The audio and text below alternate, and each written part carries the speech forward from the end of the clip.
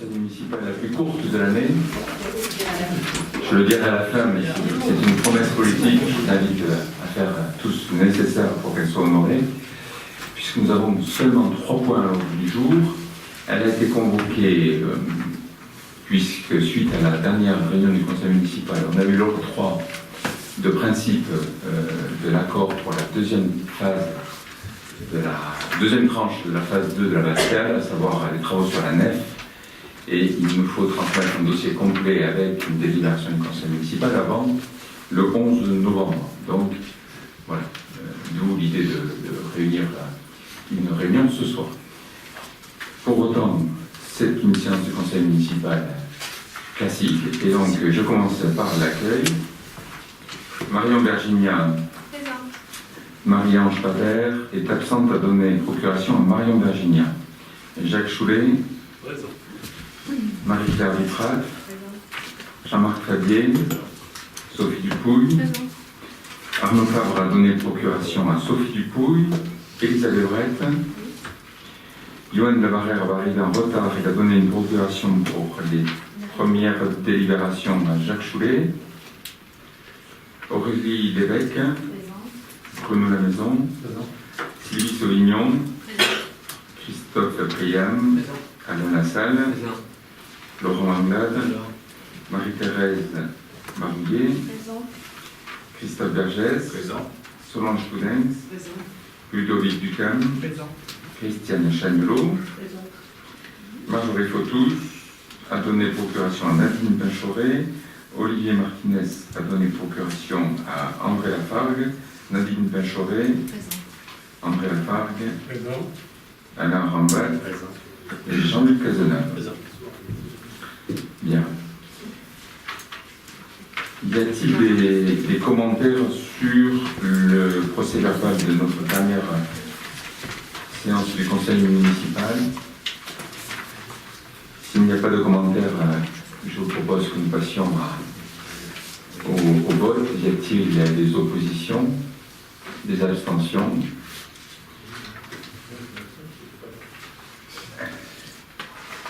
Bon, Jean-Marc s'abstient parce qu'il n'est pas là. On a des gens qui ont voté contre sans y être. Enfin, par la suite. Qui ne participent pas au vote. Je ne participe pas au vote. Très bien. L'occasion pour moi de rappeler que les séances du conseil municipal sont en ligne sur le site de la ville.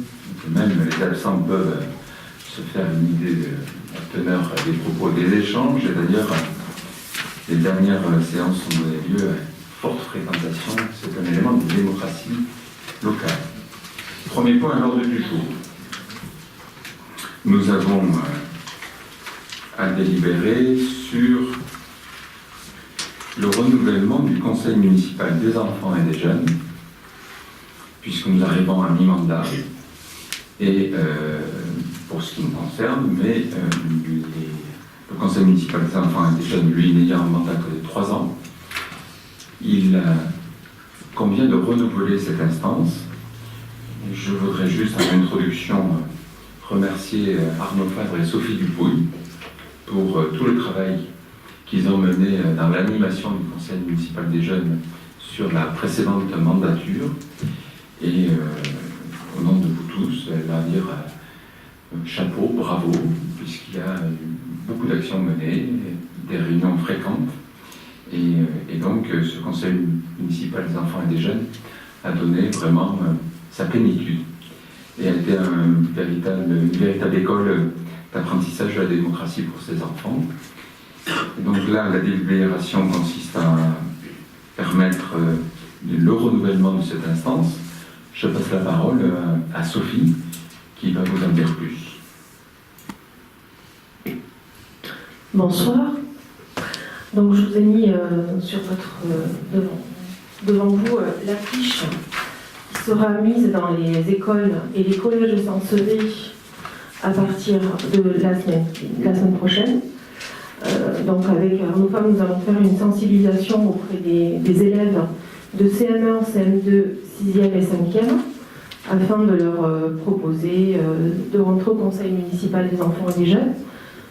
Donc tous les élèves pourront voter Seuls pourront se présenter les élèves résidant à Saint-Sevé. Donc ils seront au nombre de 27, même titre que le conseil municipal des adultes. Le dépôt des candidatures sera le 30 novembre dans les établissements scolaires. À la mairie, nous récupérerons les candidatures le 1er décembre. Les jeunes seront donc invités à venir voter en mairie sur une journée complète le vendredi 8 décembre. Donc ce seront les jeunes qui vont tenir les bureaux de vote et qui dépouilleront aussi les enveloppes. Voilà. Donc à partir du lundi 11 décembre, les jeunes seront officiellement en mandat. Il y aura une réunion ici en mairie avec M. le maire pour l'ouverture de leur mandat qui durera donc 2 années scolaires et demie. C'est-à-dire qu'on va jusqu'à la fin de l'année scolaire 2018 et ensuite 2 années scolaires suivantes. Voilà, donc je vais vous présenter rapidement les actions que nous avons menées avec le CMJ de 2014 à 2017. Donc la création depuis 2015 et l'organisation du festival de dessin animé qui s'appelle Dessin Saint-Sevé animé. Donc avec le choix des dessins animés, l'accueil des festivaliers, les discours d'inauguration. Donc ces 2 festivals, les 2 dernières éditions ont très fortement marché parce que ça attire à peu près entre 400 et 500 entrées. L'organisation et la préparation du carnaval avec le choix des thèmes, la préparation d'une pièce de théâtre pour le jugement de ce carnaval, la création de masques avec les personnes âgées de la maison de retraite, la préparation des confettis, la participation à la cavalcade de chars des fêtes de la Saint-Jean, l'aide au transport des courses dans le cadre du marché des fêtes de la Saint-Jean, parce que pour les fêtes de la Saint-Jean, le marché est déplacé à Morlaix, donc les jeunes aident les personnes à remporter la course. La participation à la remise des diplômes d'honneur pour la réception des sportifs méritants fin juin. La participation à la fête du jeu avec la collaboration de Patricia Fargue, qui est animatrice au CMJ, avec la création d'un film « Je me souviens », interview réalisé par les jeunes auprès des personnes âgées de la maison de retraite. Des sorties avec les personnes âgées également, sous l'intitulé « Balade en ville et au café du coin ». Des jeux avec les personnes âgées dans les locaux de la maison de retraite, jeux de quilles et jeux de oui, en collaboration avec l'animateur de la maison de retraite, Patrick Durand. Et puis enfin, le dernier projet qui a été réalisé, c'est la création des aires de jeu de l'école du parc de Toulousette et de Morlanes. Donc il y a eu une réflexion, une proposition et un choix des éléments pour leur équipement, avec notamment la fameuse tyrolienne. L'aire de jeu du parc a été inaugurée le 17 juin et remporte un franc succès grâce en partie à cette tyrolienne qui en fait toute son originalité. L'aire de jeu de Morlanes est en cours de création. Voilà. Si vous avez des questions au sujet du CMJ, je peux y répondre, bien entendu.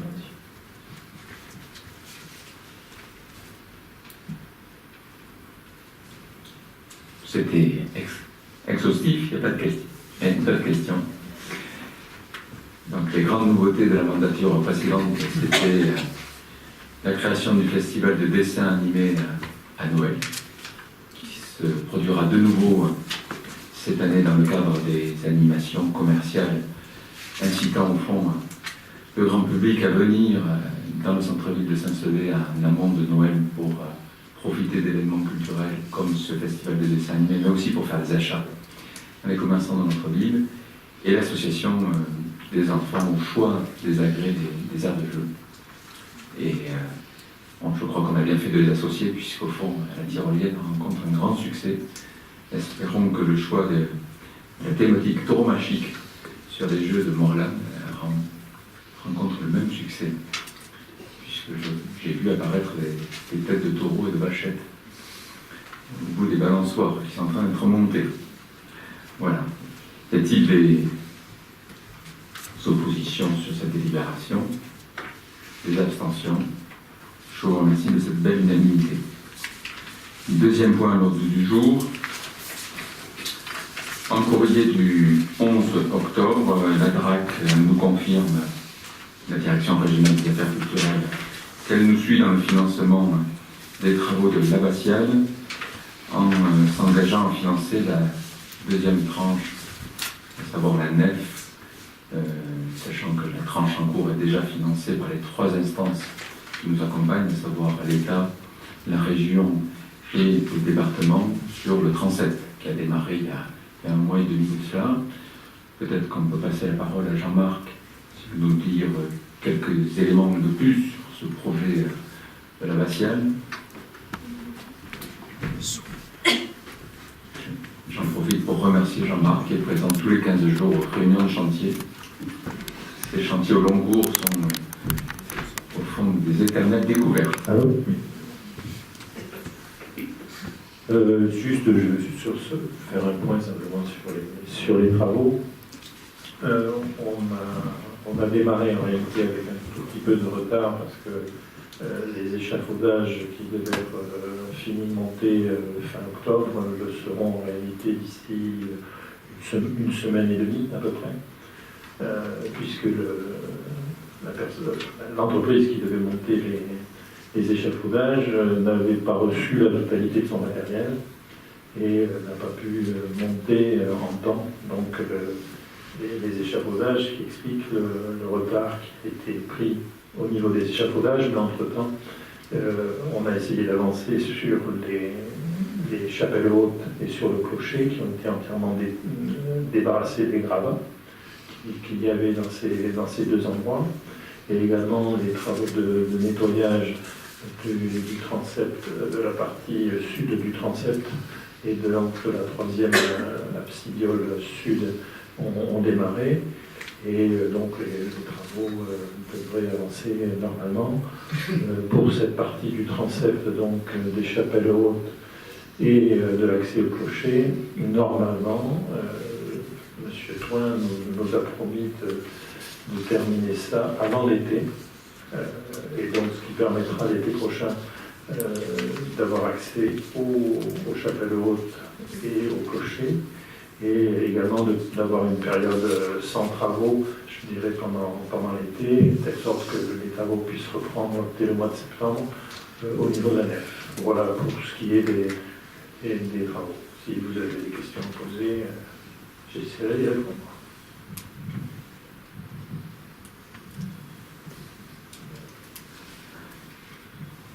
Je tiens à remercier, j'en profite, l'État qui nous suit sur ce projet qui est le plus important de rénovation de monuments historiques du département, avec constance, une tranche chaque année. Et donc ce chantier devrait être fini à Noël 2019. Y a-t-il par rapport à ce point des oppositions, des abstentions? Je vous remercie de cette belle unanimité. 3e et dernier point à l'ordre du jour, la prise en charge des transports scolaires. Il nous convient de délibérer, puisqu'au fond, la loi NOTRe transfère la compétence transport scolaire à la région. La région de Nouvelle-Aquitaine a décidé d'accorder la gratuité aux élèves landais demi-pensionnaires sous réserve d'habiter à plus de 3 km de l'établissement scolaire fréquenté. Et donc la région sollicite la commune sur ce dispositif pour l'année scolaire 2017-2018 pour les enfants domiciliés à moins de 3 km du collège ou de l'école et qui ont rempli la demande d'inscription au transport scolaire. Ça concerne 11 familles et 17 enfants pour un total de 2 295 €. Voilà.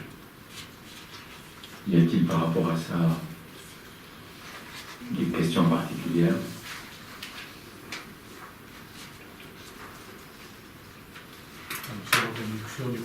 Ce n'est ni plus ni moins que la reconduction du dispositif précédent, et la région de Nouvelle-Aquitaine a fait le choix de continuer à faire la gratuité des transports là où elle existait.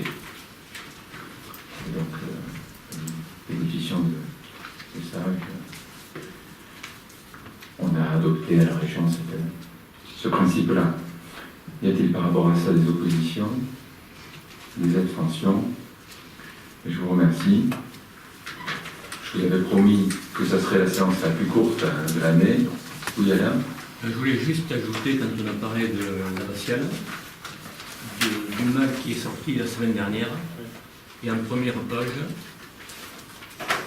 il y avait tout un reportage sur l'aroma qui pouvait... Un micro, Alain, un micro.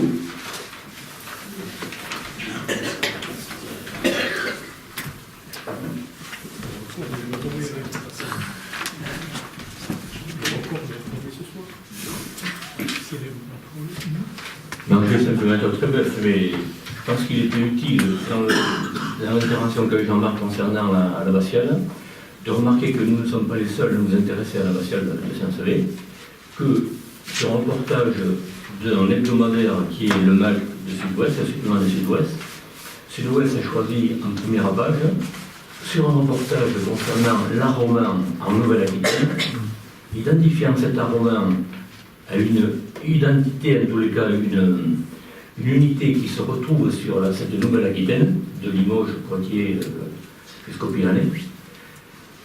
Un des éléments remarqués par le professeur qui a connu cet article-là, je ne sais pas le nom, entre des abbayes de Saintes, Poitiers, et il cite également la grande abbaye de Saint-Sevé, et choisit un des chapiteaux, peints pour marquer ce reportage, cette première page. Et on peut être sincèrement peut-être chauvin, mais cette première page a de l'allure quand même. Je voulais simplement parler.